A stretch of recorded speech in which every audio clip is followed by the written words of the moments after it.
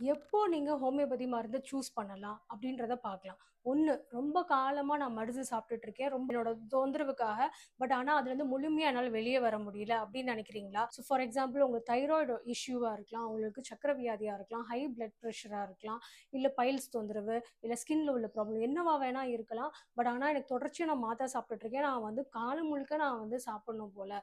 ஆனா இதுலருந்து நான் வந்து வெளிய வர முடியல. ஒரு தீர்வே எனக்கு இல்ல அப்படின்னு நினைக்கிறீங்களா? அப்போ நீங்க ஹோமியோபதி கண்டிப்பா சூஸ் பண்ணுங்க ட்ரீட்மெண்ட்க்கு. அதே மாதிரி நீங்க வந்து சாப்பிடுற மருந்துல வந்து சைட் எஃபெக்ட்ஸ் இருக்கு. ஆனாலும் இத போடாம இருந்தேன்னா எனக்கு ப்ராப்ளம் வருது, வலி வருது. For example rheumatoid arthritis. முடக்குவாதத்துல நீங்க வந்து சாப்பிடுற ஹெவியான pain killers and steroid tablets நிறுத்துனீங்கன்னா பயங்கரமா வலி வந்துரும். இந்த மாதிரி இருக்கும்போது இதுல இருந்து முழுமையா அந்த ஸ்டீராய்ட் டேப்லெட்ஸ்ல இருந்தும், பெயின் கில்லர்ல இருந்து வெளிய வரணும்னு நினைக்கிறீங்களா? அப்போ நீங்க வந்து ஹோமியோபதி சூஸ் பண்ணலாம். இன்னொன்னு, நான் வந்து எனக்கு ப்ராப்ளம்ஸ் இருக்கு. ஃபார் எக்ஸாம்பிள் எனக்கு ஆஸ்துமா இருக்கு.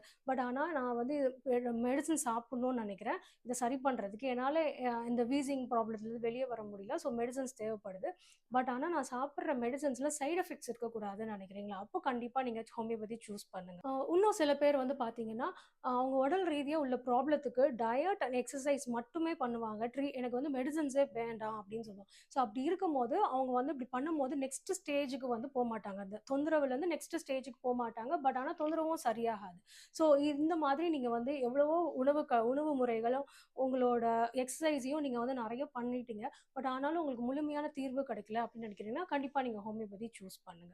இது மாரி பல விதங்கள்ல உங்களுக்கு முழுமையா வந்து நன்மை, பிளஸ் முழுமையா வந்து ஒரு தொந்தரவுலேருந்து வெளிய வர முடியும்னா, ஹோமியோபதினால மட்டும் தான் முடியும்.